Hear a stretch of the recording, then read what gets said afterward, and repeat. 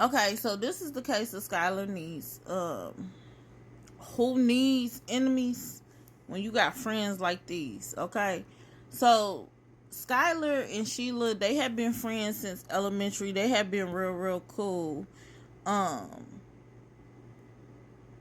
and when they entered high school, they met Rachel.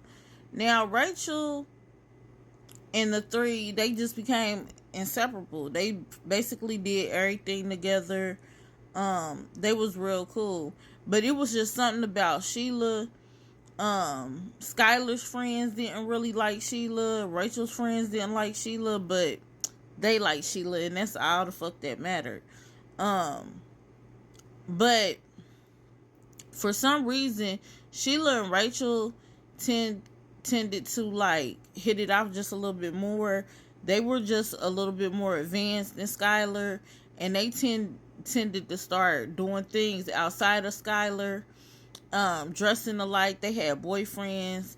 They were just doing more things that Skylar really wasn't doing.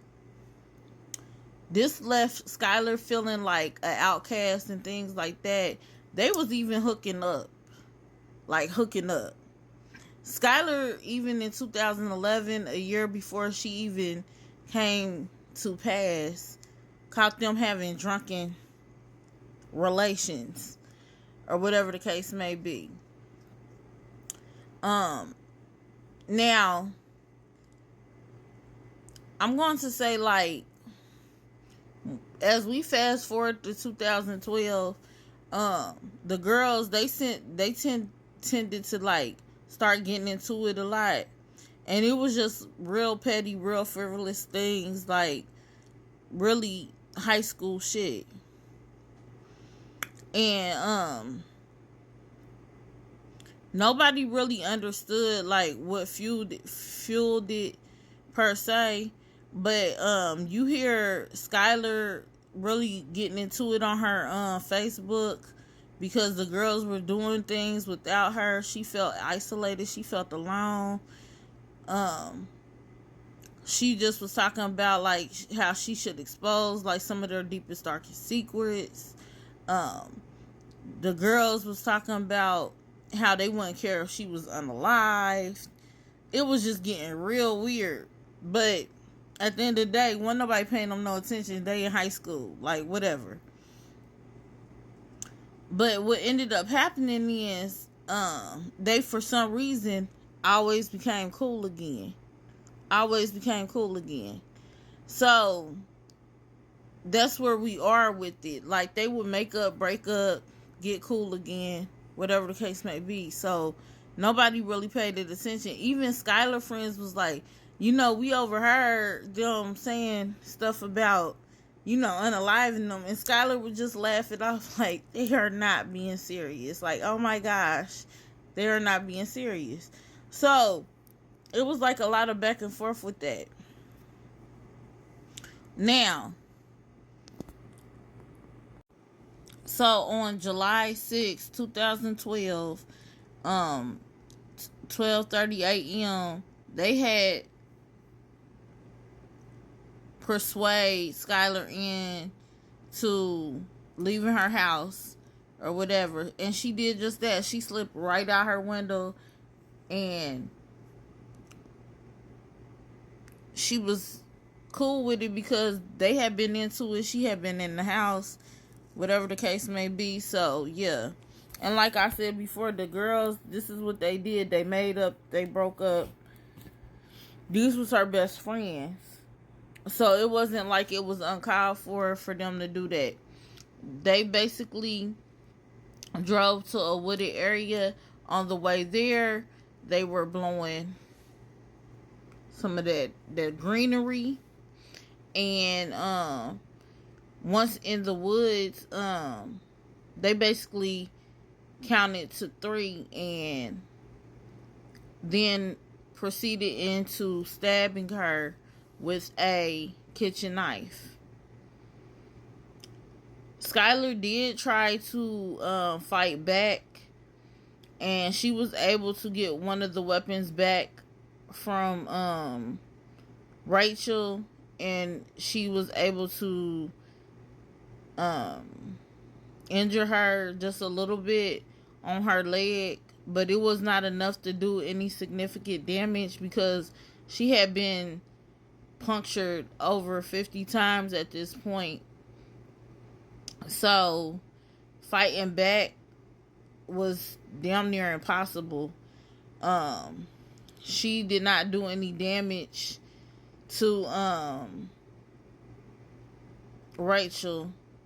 Rachel had just a little bit of a cut on her leg, and Skylar basically succumbed to her wounds, and as she did, she basically just asked them why they did that to her. Those were her last known words. And this is from like them or Rachel.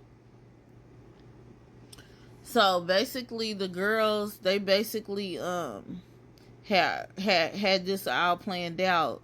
They went to the creek, washed up, changed clothes, dumped their bloody clothes along the way, and they had changed into something else, and they were back home by dawn.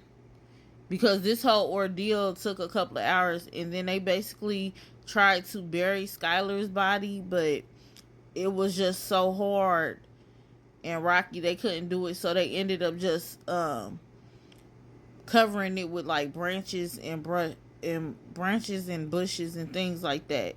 So they were back home by dawn, and then the next day Rachel went to like Bible camp.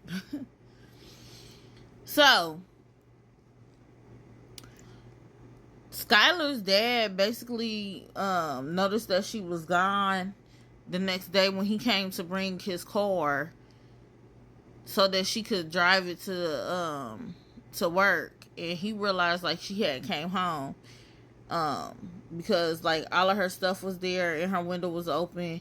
He tried to file a police report, and they was like, at this point she's just a runaway. So it wasn't until 6 months of going back and forth down a rabbit hole of her not coming home and things like that, that they would find out that actually that the best friends would do it, that had did this. Like Sheila was basically acting like a concerned friend that whole time, making posts on social media, calling the nieces, acting like she was helping. Rachel was following the part the whole time, and what ended up to her confessing to everything is she tried to unalive herself, and she ended up confessing. She took a plea deal that got her sentence knocked down to like 30 years. Sheila, she basically got caught because Rachel told on her, and she ended up getting life. And she could do parole after 15 years. And they asked them why did they do this to her, and Rachel said, we just didn't like her no more. We were tired of her. Now, Rachel tried to go up for parole in last year, and that's when they found out that these two were sleeping together, and they denied they parole. But this case just was so fucked up. They basically, instead of just stop being her friend, they unalived her because she knew all their secrets, and she kept threatening to expose them because they were treating her so fucked up. Instead of just stop being her friend, they just thought that it was better to unalive her. Yeah. And we all know after high school, none of that shit matters anyway. So they took this girl away from her parents, and they were her only, she was their only kid. Yeah.